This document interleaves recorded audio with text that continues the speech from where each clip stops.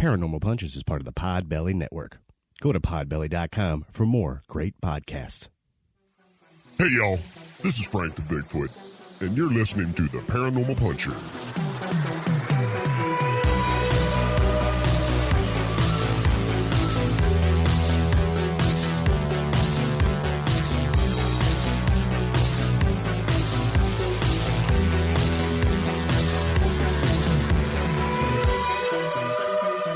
Hey, friends. Welcome to another episode of Paranormal Punchers. I'm Mark. I'm Alicia. I'm Nash. I'm Dave. All right. I hope everybody's doing well. This should be a fun episode. We're going to talk about the hauntings at Cameron Park in Waco, Texas.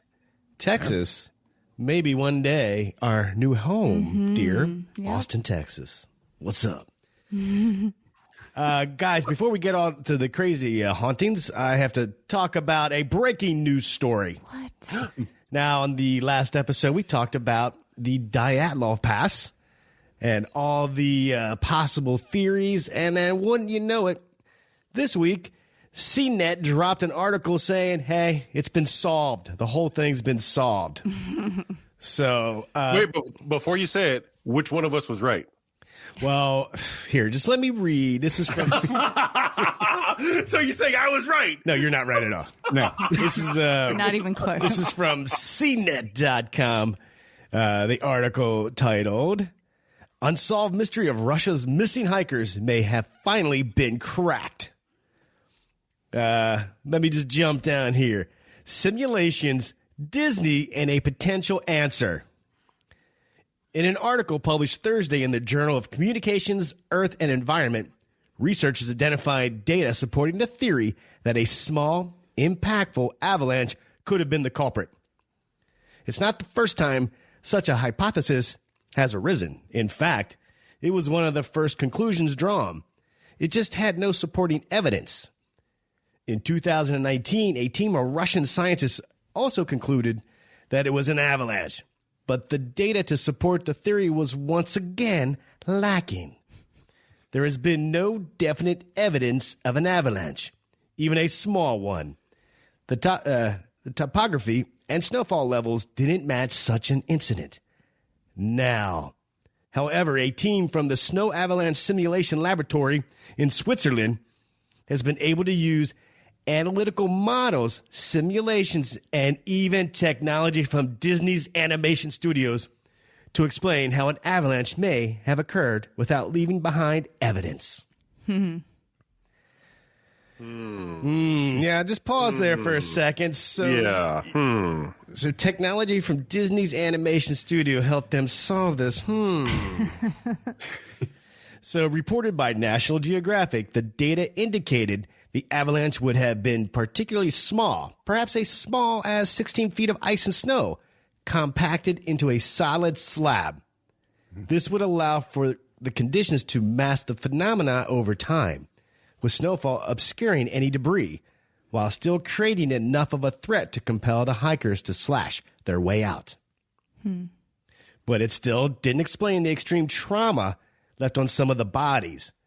To answer that question, the team looked to Disney's Frozen, Johan Gom, head of the laboratory, combined their simulation tools with animation models borrowed from Frozen's creative team to analyze how the impact of the avalanche would affect the bodies. Yeah, I have to say all the gore in Frozen was very lifelike. Right? Well, what I'm picking up from the article, I guess Olaf from Frozen is the... That's exactly what I was going to say. It wasn't a Wendigo spirit. It was an Olaf. It was Olaf. Oh, boy. Using the simulation enhanced by these animation models, the team was able to conclude that the suspected avalanche could have had enough of an impact if the hikers had arranged their bedding on top of their skis, providing a rigid base upon which force would have been exerted, crushing skulls and chests between the two hard surfaces. There's still little... What? Yeah. So I guess this ice shelf squashed them on because they made their beds on the skis. That's a new one. What? Yeah. But they cut their way out. They weren't in the tent when they got hit by the avalanche. I'm just reading the article. What kind of moron puts a bed on top of skis? I don't know. You know they move, right? That was the problem. They slid right out the going tent. downhill. There's still little evidence as to what happened next, given that all the hikers were found outside the tent. But the best theory is that they then tried to escape the avalanche and rescue their injured teammates, though their injuries and the extreme temperature would eventually prove fatal. As for the missing body parts, animal scavengers are likely the culprit. So while the study goes a long way in explaining a possible, even likely scenario for the death of the hikers on Diala Pass, a lot of questions still remain. And those questions are inevitably going to keep conspiracy theorists busy for years to come. So as we get down through the article, it ends by saying, yeah, it's still not 100%. There's still going to be a lot of theories. But what gets me the most is that Disney's Frozen, the animators helped with it. I'm like, that, number one, is funny. Right. Pretty cool, kind of funny. Disney, when asked to comment on this, had this to say. Let it go, let it go. Can't No, we will not let it go, Disney. We're going to keep talking about it. Yeah. Chromos and Ed Ryan also shot this article to me this week because wow. obviously we dropped the Dialogue Pass episode last week, and all of a sudden, boom. I don't think this article says anything. No. That they 100% solved it. Right. But yeah, that's on cnet.com, and they have a link to the study by the guys in Switzerland. It shows all kinds of charts and things like that. Kind of fascinating. Check it out if you're into it. All right. Now, we got the very scary Cameron Park in Waco, Texas. And then after that, we got listener feedback. So this should be a fun episode. Lish, tell everybody a little bit about Cameron Park in Waco, Texas. Nestled near downtown Waco, Texas, there is over 400 acres filled with trees and trails where people can escape from the hustle and bustle of the city and get acquainted with nature by hiking and biking and fishing and hauntings. You're cracking yourself up. No.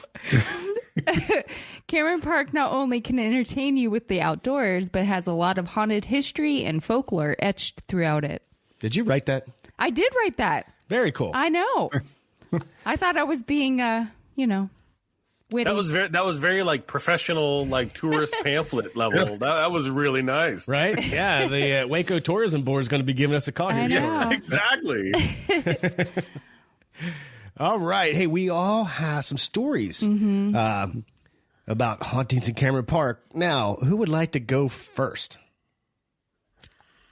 Okay, I'll nobody go volunteered. first. It's fine. You always have to go first. I was giving you a chance. I know, but nobody else was I volunteering. can. Do you want to, Dave? Yeah, You can? sure. It's pretty short. Okay.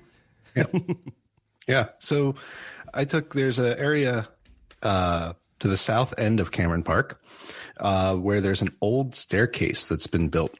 And this is called Jacob's Ladder. And this old staircase, I found that a variety of sources, most people say they don't know who built it. But in one case, people did say it was the Waco family themselves that built this. And it Waco was family? Yes. There was a I didn't even know that there was a Waco family. Right. So I don't know like I said, I didn't find enough, corroborating evidence to say one way or the other, but that's, yeah. But that this staircase, it leads way up into the sky. So you actually, from the ground or from the base, you can't see the top. And it's supposed to be exactly 88 stairs in zigzag directions. So you're constantly back and forth. It's a very difficult ascent. But that if you get to the top, it's very, very rewarding. There's great views of Texas sunsets, sunrises, things like that. So it's actually become a very popular area for people to journey to for just for training, for hiking, for leisure, but that it is a very difficult climb. So it's one of those things that's very rewarding. You take your time, you get to the top, you get to see pretty sky. However, you don't want to stay too much longer. because supposedly there's a mysterious force that will grab your clothing and pull on it as you're ascending or descending, but only if it's after dark and it's a couple that consists of a male and a female, and the female is who feels the clothing being pulled. Yeah. Okay.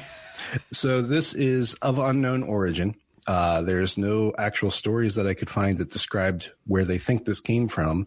The story started in the early 1980s. So this has not been going on for the length, for how long the staircase, which was built in the late 1800s, early 1900s. But the thought is it's a ghost and that it just doesn't like couples, man and woman, going up and down the stairs after dark, and grabs a hold of the clothes and, pulls on them. Wow. I also heard sometimes they pull on the hair, on your hair. Okay. As well, Is it a pervy ghost? I don't know. Yeah, maybe. Yeah, I'm thinking it's a little something different after dark with couples. You know what I'm saying? It's a nice, pretty spot.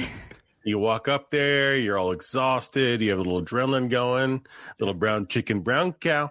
And all of a sudden, clothes start getting pulled, hair start getting pulled. And the guy's like, it wasn't me. It was a ghost.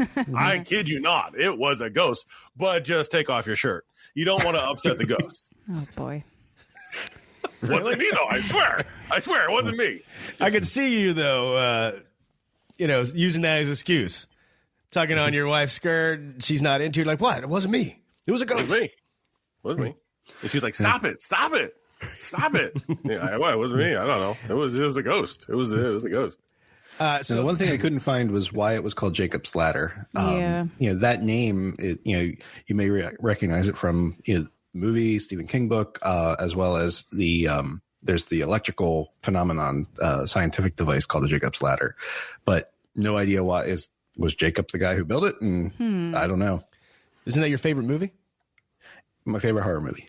Oh. Now, isn't a Jacob's Ladder, isn't that representative of like when you die, what happens with your mind when you die and you relive as your body, you're like your soul is leaving your body. That's the Jacob's Ladder, and you kind of revisit your entire life. That was the movie plot. Yeah. Well, that's what I mean. It's and I listen to a couple different podcasts, and it's they're always referencing a Jacob's Ladder. So. That's the only reference I have for a Jacob's Ladder, other than like the electrical one. Right. And this seems to have nothing to do with either one of those things. It just for whatever reason, it's called Jacob's Ladder, but no other explanation given. Now, but it's kind of, you said it's kind of like an infinity pool. So when you're at the bottom and you look up, I'm just thinking that kind of it ascends into heaven. Do you know what I mean? Because when you look up, you don't see the other edge. It just goes into the sky. Right. The one quote I found from the, I think it was Waco Tourism Board was, this is proof, this staircase is proof that not everything in Waco is flat. Okay. Okay. Uh-huh. Okay. Sweet. Well, there you go. Well, thanks, Dave. You know what? I will go, everybody. I would like to tell you about the Ghost Cowboys. It's a football team. No. Phil, nobody catches a pass. You can never stop their drives. They're really tough to play against. I watch them every year. Just like that. Just like that. We'll talk about going the wrong way here on the trail again. All right, so this is the legend of Lindsay Hollow Road. So I'm going to take you back to the 1880s. So there's these two brothers, well known around town as cattle thieves, and they've been really doing some thieving, cattle, horses, and it gets to a point where the town, this community, Boscoville community, they're fed up, so they form a group. I guess you'd call them vigilantes.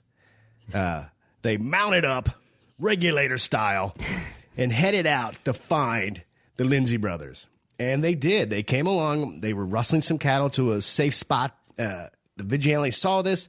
They swung around and headed them off at the pass, as they like to say. And then a gunfight kicked off. Boom, boom, boom, boom. The one brother was shot right there. The other one they managed to capture. So as they're taking him back for trial, now they wanted to kill both right there and right then, but they made a decision like, let's take him back, try him for his crimes, yada yada yada. On the way back, one of the vigilantes, one of the men in the group there, decided to get behind him, shot him in the back of the head, and they left the body lay on the road. Later, the body, the second brother? The second brother. Just let his body lay. Now, one of the men came back later, drug him off the road, and just buried him in a shallow grave off the side of the road. So, again, that sounds got Lindsay Hollow Road. That's where it gets its name from the Lindsay brothers. But now people say that to this day, if you're walking along this area, people hear disembodied voices. Mm-hmm. Some people hit they get like paralyzed with fear, like something is just, weighing down on them. And people see apparitions of bodies hanging from trees, because the other version of the story is when they captured them, they hung them both on this dirt road. The other one, I think, is a little more exciting, right. A little more cinematic with the gunfighting and all this. Yep. And in the book, Weird Tales of Texas, the author of the story about this road talked how they were out there just walking along, and they started hearing footsteps following them. And it had this jingle to it. And they realized, that's the sound of like a cowboy spur. So they turned around and headed back to the car. Footsteps stopped following them. But I was like, that would be crazy and creepy to hear that the jingle jangle of the cowboy spur following you. For sure. Yeah. Yeah, I was as you were telling the story, I've been thinking of a cowboy posse back in the day, and how it would be. I agree, it would be much more cinematic to see the gunfight and to bring them back and the whole 9 yards. But the hanging of two guys from a posse in a tree somewhere, that to me is like, okay, I could buy that right there. You can buy that, yeah. So there's two legends of this. The one is the hanging. I guess the other gunfight. That's what Hollywood would do to the story. Right. They take the real story and they're going to amp it up. So they have a gunfight going on, all the horses chases, and then the murder. Yeah, I don't know. I found that story wicked interesting. Yeah. Yeah, it's pretty. I mean, that explains it. I mean, it's kind of like, if you don't mind, I'm just going to segue right into one of mine, if that's okay. Perfect. It would have been better if you didn't stop to say about the segue. Well, I'm just thinking that because people dying in the whole 9 yards and things getting getting these spirits kind of stuck in a specific spot. It's kind of I was checking out the motorcycle tar pits. Mm-hmm. And I came up with two. I don't know if they're similar things with regards to the tar pits. Now, one had said that it's like a motorcycle trail. There are these trails that motorcycles would go and go through the woods, and they're like motocross almost. Okay. The other said it was the Tar Pits Trail, which I was having a heck of a time finding out if there were actual tar pits. I know. In Cameron Park. I couldn't find it. I was having a heck of a time going, okay, does that mean that there are tar pits that you can kind of ride by? I don't know. So, I mean, one of the things that I found was that there was this guy. The story one is that there was this guy in the 70s. It was people would take their bikes back on this trail, on the Tar Pits Trail, and they would do jumps and they're motocrossing. They're having a good time. It's the 70s. There's mullets flying everywhere, long hair, poorly dressed style. People are jumping around, having a great old time. Lots of like Schlitz and Coors, because that was the beer back in the day, And one of the guys, he has a tragic accident on the trail and dies, and has a motorcycle accident and die. And his mother is the current haunting, because she's now seen in and around the Tar Pits Trail, grieving for her lost son. Okay, so that's story one. in that Friday the 13th? kind of, yeah, is that the mom is there. She's mourning. She's sometimes seen as an orb floating around, an orb of light. That's version 1. That's, like Lost Son. Kind of, I don't want to say it's a happy version, but that's like it's not happy at all. Yeah, it's not happy at all. Now, I have a much more sinister version. Ooh. Okay. So the sinister version is he wasn't riding like a motocross bike. He was riding a chopper. One of the articles that I came actually from the Waco Tribune, both of these, they're not conflicting, but they kind of do. They're both from the Waco Tribune, says that it's actually the Tar Pits Trail, and he died riding his chopper and was I think he got caught in a tar pit. Oh. Yeah, it was the little, there were some tweaks on it. In that he was riding around on this trail in a chopper. Now, I don't know if whoever wrote this in the Waco Tribune understands the difference between a chopper and a motocross bike, but you're not going to be doing jumps and riding a trail on a chopper. And now you're just not. That's a really bad idea. You're going to kill your, $30,000 chopper doing that. Your pride and joy. So the orb of light and the ghost is the mother weeping over the son who died. Mm-hmm. Okay. And then that's the orb. So I had this theory that maybe in the chopper version that it wasn't the weeping mother, that the kid who died in the tar pit got stuck in the tar pit. The tar pit. Now bear with me on this one. Here we go. You ready? Here we go. The tar pit. Okay. I'm bringing it home. The tar pit. He's jumping his bike, his chopper in the tar pit. Bike, chopper, tar pit. Tar pit is actually not just a tar pit. Okay. It's actually kind of a gateway sucking his soul and his body to hell. Oh, and what emerges is kind of a Ghost Rider kind of a thing with his head ablaze. Going to Ghost Rider. yeah. And he comes flying out of the tar pit.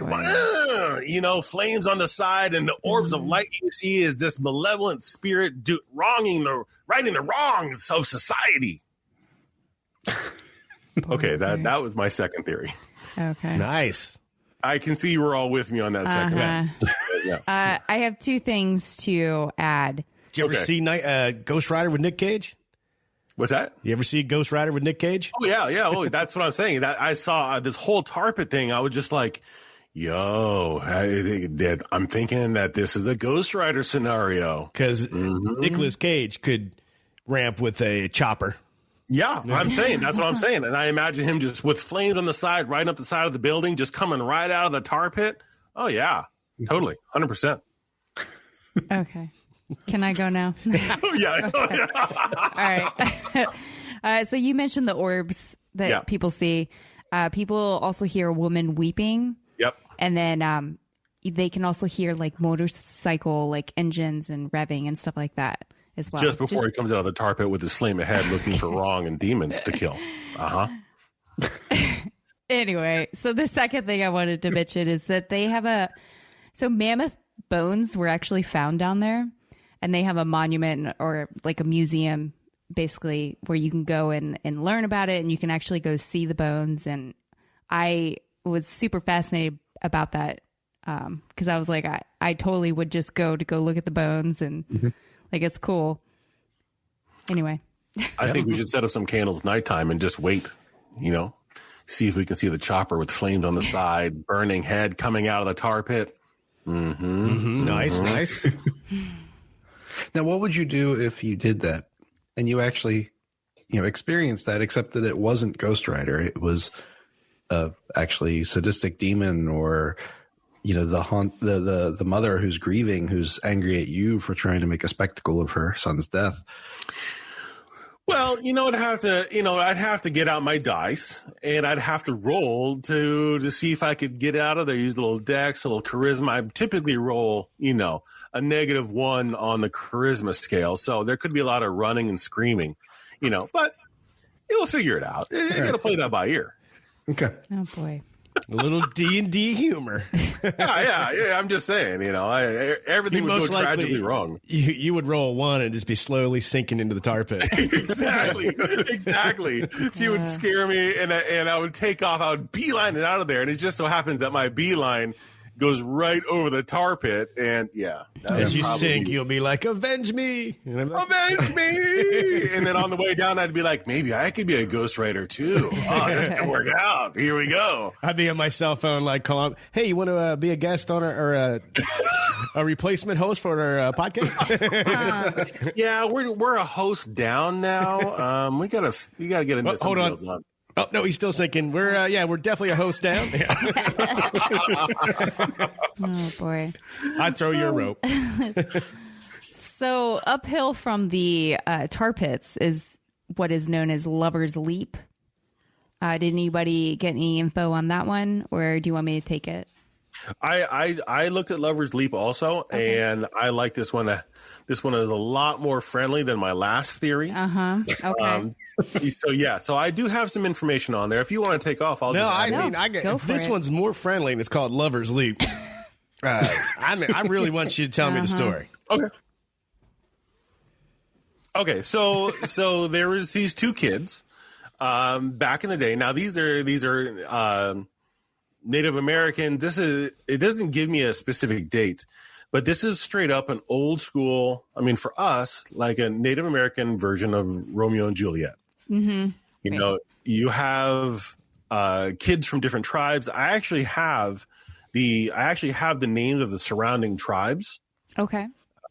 So in the local area around Cameron, Texas, there is the Apache, the Caddo, Comanche, Kiowa, Cherokee, Conchata, Kickapoo, and the Wichita Indians. So there's a lot of conflicting tribes right in that real area. And I know from my, youth, and we're living out west, some of those, like the Apache, the Comanche, I don't know much about like the Kickapoo, the Wichita, the Kiowa. Some of those tribes, man, they're a-holes. They're warring tribes. They're definitely aggressive tribes, and not like Navajos or Zunis and whatnot, who are very kind of laid back and a little bit more accepted. They are ready to get up and get a little action going.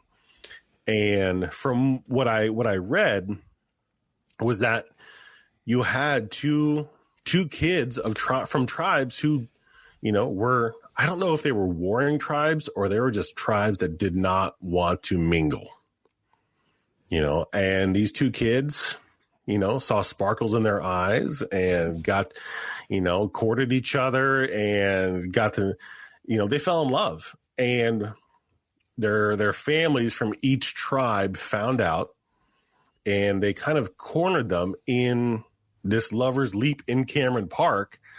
And they decided that the families were coming for them. They made like a pact.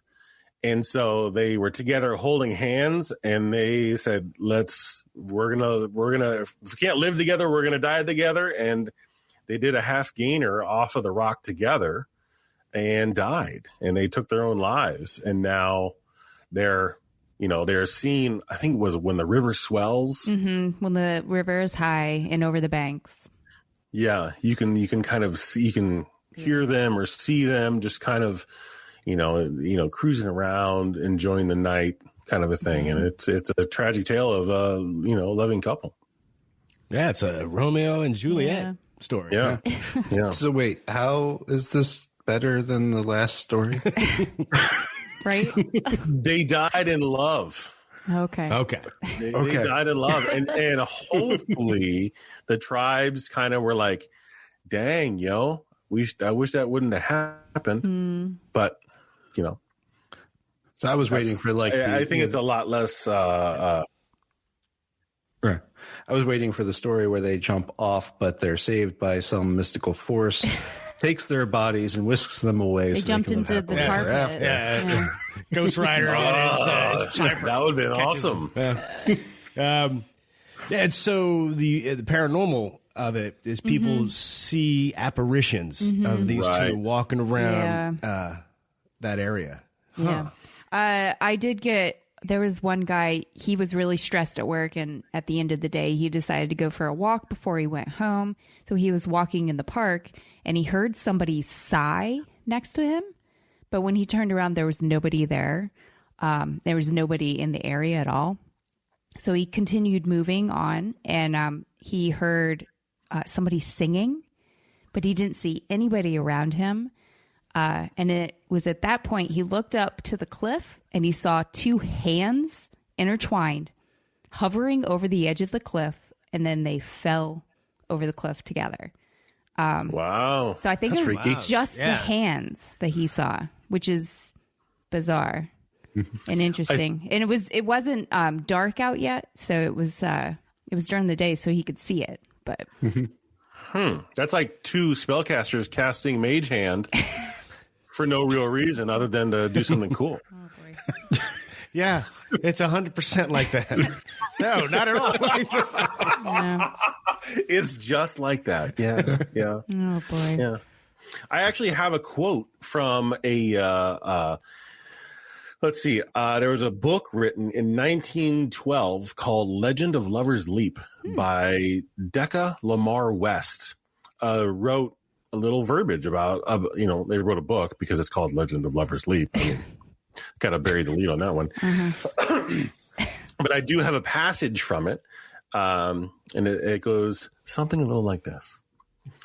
It is said that sometimes when the spring rains presage a flood and the moon shines bright, when the mockingbirds make vocal the still night air, one may see on the cliff the flitting figures of youth and maid. Perhaps it is only vouchsafed. I don't really know what that word means. Perhaps it's only vouchsafed to those whose hearts are ever young. So I take that as thanks, Decca.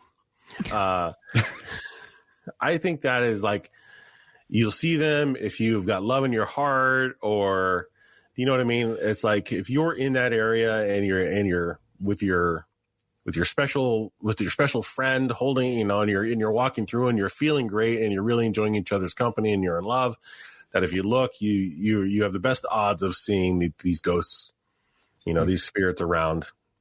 That's kind of nice. It kind of warms my cold, dark heart. All right. Oh, boy. So the last thing I want to bring up is what is known as the Witch's Castle. It's not really a castle. I would say it was probably remains of a house of some sort, but all that's left is an archway, a stone archway, and crumbling walls. But people in the area, they smell decaying flesh. And people also hear screaming and chanting and like a banging noise. Now, there are several versions of what this witch, like what the story is of the witch.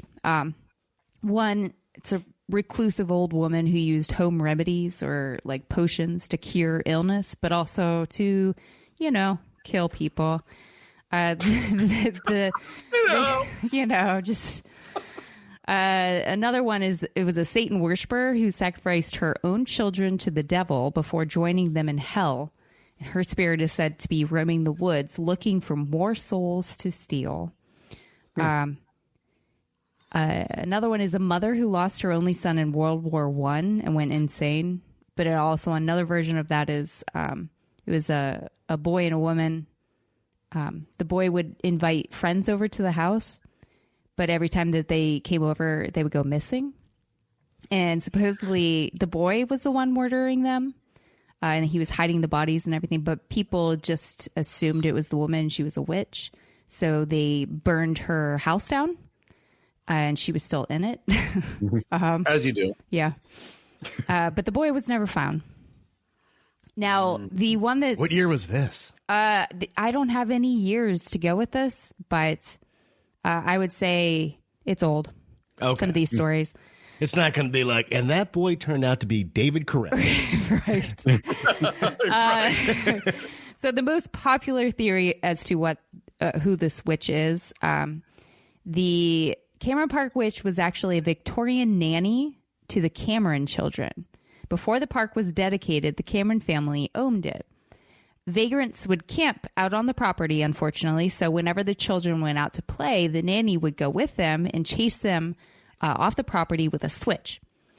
She fell sick one day and died very quickly. The bums and vagrants, years after, they would still see her walking the park, chasing after them with a switch. In the winter, she would carry a lantern and cry out for the kids. And if she came across you, she would beat you with a stick. So that was kind of the story for this or whatever. But so not really sure who the witch is, but they're all fun stories. For sure. So the sounds to ghost me- is chasing people with the switch? Yeah. And actually hitting them? I did hear that, yeah, if she catches you. But Just got to run faster than yeah. Nash. Right. That's right. That's right. Send Nash in. Everybody has to run faster than Nash. I'm just envisioning it that all these spectral forces, orbs, good and bad, lovers, people who are chasing after people, they all kind of are in Cameron Park, and they're not really going anywhere. No. Because of Ghost Rider, who's kind of keeping them there. Maybe that's his job from the tar pit. He comes up and he's like, no ghosts, and he pulls them back in and keeps them all there so these ghosts don't run after you with their little toggle switch on their lantern, and flick their light at you, and just do all kinds of malevolent things. I'm thinking we really owe the Ghost Rider a debt of gratitude for his efforts keeping all these bad spirits there. So I don't even know what to say. Yeah. Okay. Yeah. Go Ghost Rider. I do want to mention that Waco is composed of shale with small amounts of limestone and some ash beds, volcanic ash beds. And I did find a place where people believe that limestone has the ability to absorb and release electromagnetic and psychic energy. So I was just theorizing in my head. I was like, what if this area, it's composed more of limestone than we would consider, but... It's like magnetic almost. Yeah, like Lover's Leap, it is a limestone like cliff. So... I don't know. Just a food for thought, I guess. Yeah. I fully agree with that. That we've come across another place that's kind of magnetic for hauntings and for spirits to stay there. Yeah. And it's a big enough area that they're it's like having chickens running free range chickens. There's enough space for everybody. So they can just kind of hang out. Well, no. Is it like Ghost Rider's keeping these spirits locked in there, or is it like free range chickens? Which it's a bit of both. Well, you still have free range chickens, but you still got to have free range spirits. Free range spirits. They're doing their thing, but Ghost Rider's still needed because some of them could get a little crazy on you. And he's got his chain of flames and his motorcycle that he's like, get back in there. You're on the border. Speaking of getting crazy, I think that's what just happened. So why don't we take a break and we'll be back with listener feedback and more. Nash, what is like the one thing that could go wrong on a paranormal investigation? Why, Mark? That's the lack of food. People are putting in their backpack a EMF detector, a flashlight, a digital recorder, but if you forget that snack, your whole evening could be ruined. That's exactly right. So if you head over to mfjerky.com, you can order some delicious beef jerky, and if you use our code SpookyJerky15, you can save 15% on your order, and it's a big savings. That way, when you're out doing an investigation, you're not going to worry about hunger pains. Your stomach's not going to growl and mess up a possible EVP. Right. And like we like to say here, Moses Family Jerky, the best thing to pack on your paranormal or normal adventure. And we're back. All right. Thanks, everyone. I really enjoy the ghost stories. Cameron Park, Waco, Texas. All right. Listener feedback. Why don't we jump into this? First, a shout out to our new patron, Ryan. Hope you're enjoying all the fun content we make over there, like the creepy cryptids. We have Ghost and Gastropubs. That's where we virtually travel to a haunted location and then to a brewery afterwards. I think it's a pretty fun show. And we got our D&D stuff. And we got where we read scripts I wrote and never filmed. So come check it out for only $1. Get you all that. Yeah. All right. We heard from Scooby Stew 69. 5-star review on Apple. Hi. Laugh through troubled times. The best podcast bar none. If it's paranormal, it's discussed. You'll find it interesting, funny, and factual. Well, sort of. Keeps me smiling through the lockdown. The pudding skin is strong with this one. For the win, baby. Thanks, Scooby Stew 69. We heard from PSD 300. Another 5-star on Apple. Thank you very much. Amazing podcast. Hey, guys, and gal, of course. I found your podcast on Spotify and finally have caught up on all of your episodes. Things may have been a bit rough starting out on episode 1, but I can honestly say that with each passing episode, you guys have found your stride, and this podcast is amazing. The wide range of different topics and the witty banter between all of you makes the podcast very easy to binge listen to. And I am now finding myself, like everyone else, that I can't wait for the next episode. I love how you interact with all your fans and followers, and that truly says a lot about who you are as people and that you all love what you do. I recently found out that my wife and I are having a baby boy in May, and I hope you all... Congrats. Yes, congrats. And I hope Congrats. And I hope you guys are still around in the years to come so that I can introduce this podcast to him one day. Keep up the great work because y'all make my workday here in Michigan that much better when I get to listen to you guys. Phil, to you and your wife, congratulations. Yeah. Congrats. That's awesome. Yes, Thank you so much congratulations. for listening to the show. That's super cool. And of course, we'll be around and we'll make sure we have all kinds of stuff for you to buy for your kid, like T-shirts and comic books. And just know that Sasquatch is a good middle name. Or Frank, Sasquatch, any of those are fine middle names. You just run with those. Okay. We heard from MJ Steve 2003. Hey guys, I recently joined the Facebook group and I started following you guys on here. I have been listening for a few months and sadly have not caught up yet, but you guys are my commute co-pilots and snack time listen at work. I try to listen to you at work, but I work in unemployment, and as you can guess, I spend most of my day being a verbal punching bag. But when I get a moment to listen, you guys definitely brighten my day. I love the topics, the banter, random tangents, and off-road... Dramatic pause for effect here. And off-road tangents. Sorry, dropped my phone. It was my phone or my beer. I chose the phone. You chose wisely. That's right. Anyways, you guys are awesome and definitely bring some light to the world.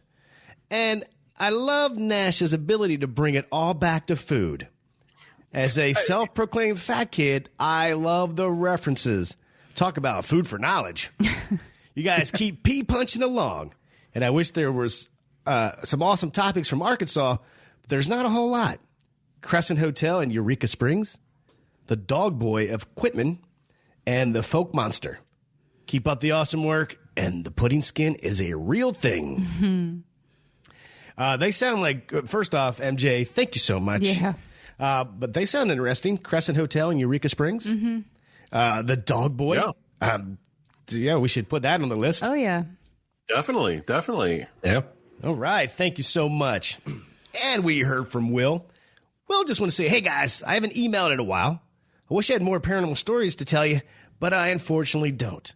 But I want to say the new Dyatlov Pass episode, I'm so happy y'all went and revisited it. It was great. But I wanted to ask you for advice. My buddy and I are about to start a podcast. Will, congratulations. Yeah. That's awesome. And also it'll take up all your time because you'll get sucked into the podcast world and it's all you're going to think about. We are currently working on a name, but it'll be about everything weird with the paranormal, like ghosts and Bigfoot, and also serial killers and cults, and any and all conspiracy theories. Sounds super cool. Well, I can't wait to check it out. Yeah. And Will, any advice? I did email him some stuff. Probably gave him too much to think about because I'm pretty much a geek when it comes to this stuff. I was talking about equipment, all this and that. But, the biggest piece of advice is to do it. Mm-hmm. You could use your phone to record on. Don't worry about what kind of equipment. Just do it. I remember the first time we podcasted with Punch Farm. Actually, the first time we had way too many beers, and the podcast was awful. Mm-hmm. And then a year later, we tried it again, and my friends at Trick or Treat Radio, they basically said, "Dude, just put it out there. Don't worry about it. Yeah. If you wait for it to be like so perfect, you might never do it." Yeah. Right. So- and enjoy it, and don't be super strict about it. That's why a lot of our best stuff, I think, is after we've had a few beers. And so just be relaxed and just let it happen. Well, that's some advice there. We don't condone drinking and podcasting, but sort of how we do it. But it kind of works. So cheers to maybe you'll have a Shag Harbor episode one day. Yeah, exactly. Right. We heard from Dana. I was just reading that in the past year and a half, there has been new scrutiny of the footage showing an alien autopsy that was released in 1995. Later, the footage was deemed fake, but caused quite a stir. There is new interest in the footage, with a handful of respected scientists saying that the footage is likely real, and it may have been a cover-up. Ooh. Do you guys know the footage they're referring to? The alien autopsy footage? Yeah, where's the grays on the bed, and they kind of Okay. Yeah. So, Dana, this is interesting. I'm going to look it up. Mm-hmm. Of course, it's a cover-up. But Yeah. I'm very curious if they're reopening this, just like they reopened Dialogue Pass. We heard from Gia. Hey, guys, I'm writing to you again to share one of my only paranormal experiences. So it was about 3 years ago, and I was having a sleepover at a friend's house. Now, his friend's house was proved to be active with weird occurrences, like lights turning on and off, doors opening and closing. And his mom had someone yell in her ear, "What are you doing?" So it was around 12 a.m., and I was getting comfortable on the couch when I glanced at the kitchen, and a McDonald's glass Flintstones cup pressed up against the wall flies off the counter with force, and it scared the crap out of me. After that, I just stared at the cup for a while, comprehended what had just happened. Hope you're all doing great, and late Happy New Year's. Aww. Well, Happy New Year's to you also, and thank you for sharing that story. I know. McDonald's cup flying off the shelf with force. Yeah. Yikes. Yeah, who knows? I mean, that sounds. If it just fell over, there would be no. I could see a cup just falling over off of the side for whatever reason, but flying with force, there could be something there. Could be. You guys remember when McDonald's would have all those commemorative cups? Oh, yeah. Yeah. Childhood. We heard from 305_Fish Adventures in reference to our Die Outlaw Pass episode. This was one of your best episodes yet, and I have been through your podcast list 2 times. It felt like your group did some good investigating for once. LOL. Anyways, thanks for the smiles and laughs. Your podcast is number 2 in my book, Putting Skin for the Win. For the win. Thanks, 305. Yeah.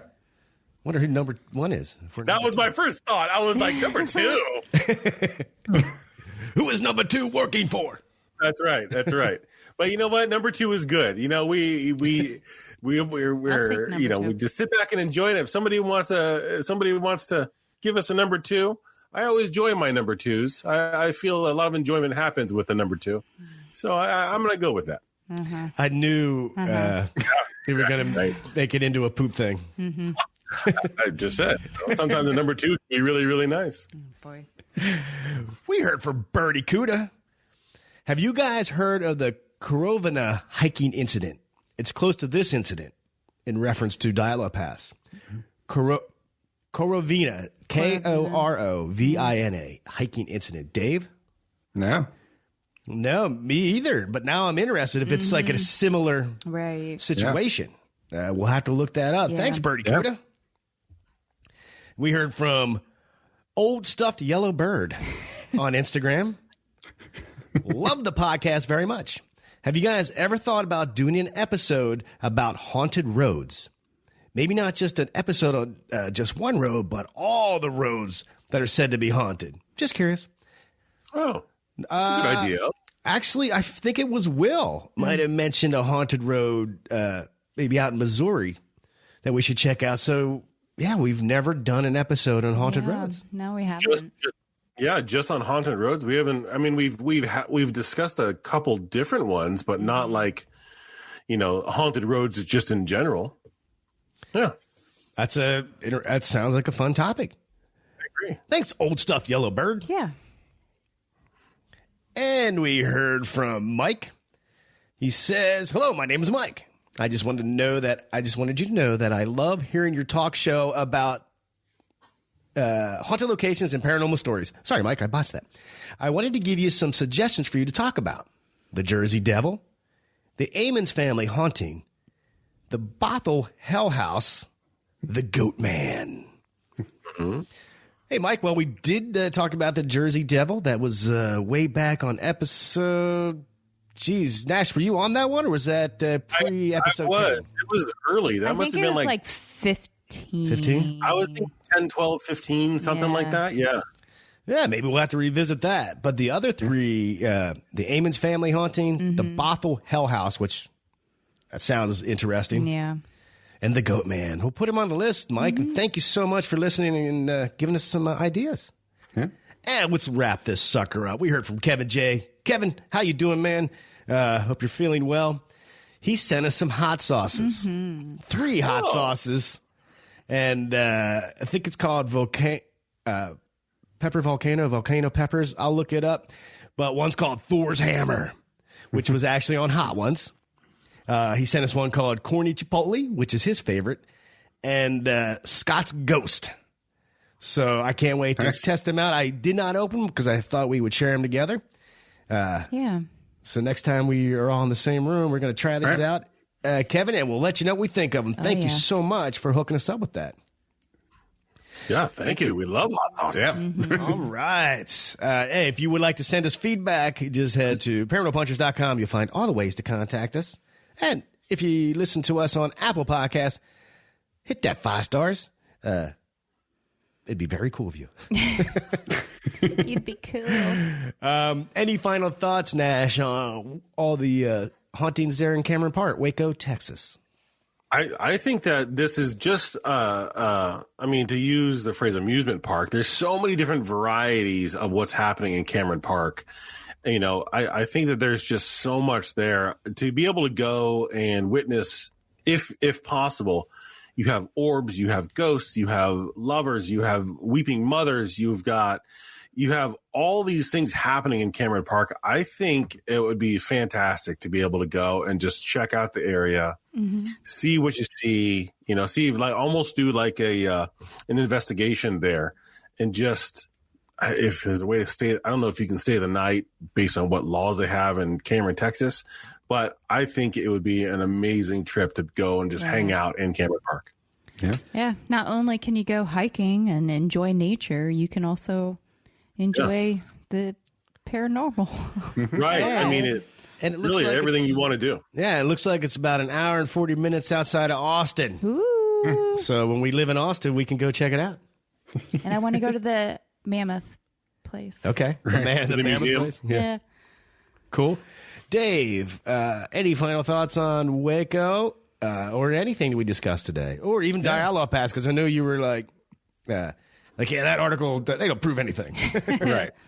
Well, yeah, the article, I feel like they were just, rehashing what the government investigations already said. So they just added some more science to it, but it still didn't explain enough. Like, I I wouldn't put out a paper saying this solves the issue and then say, hey, yeah, it still doesn't explain a lot. Well, then it's not solved. Right. So, Well, and say that they're using science and they reference the Disney animation team. right. Right. That, I mean, they could have crack scientists on the Disney animation team. I don't know. I don't see the two of them happening together. I mean, I see, Frozen 3. 9 hikers go into the wilderness. Right. And then, for Cameron Park, I feel like this is a great place if you want to experience a haunting for real. This is like a great starter place. Like nothing seems really too, out there, too scary, too, horrific. It's going to follow you home and everything.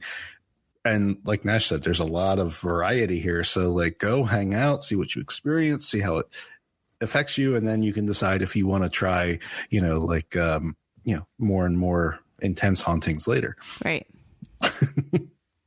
And if you do go, take pictures and send them. We would love to see it. All right, Liz, you? Any final thoughts? No, I just, I think, you can enjoy nature there and other things, not just nature, it's going to be others as well. So I got to tell you, Liz, you knocked it out of the park at the very beginning with your written, tourist guide. And then to wrap it up with, it's nice. And there's things that are nice there. Well, I was really hoping. Come to Waco, Texas. There's nice things there. There's nice things. I was hoping that the tourism board would be like, this is a really good ad for Cameron Park. Yeah.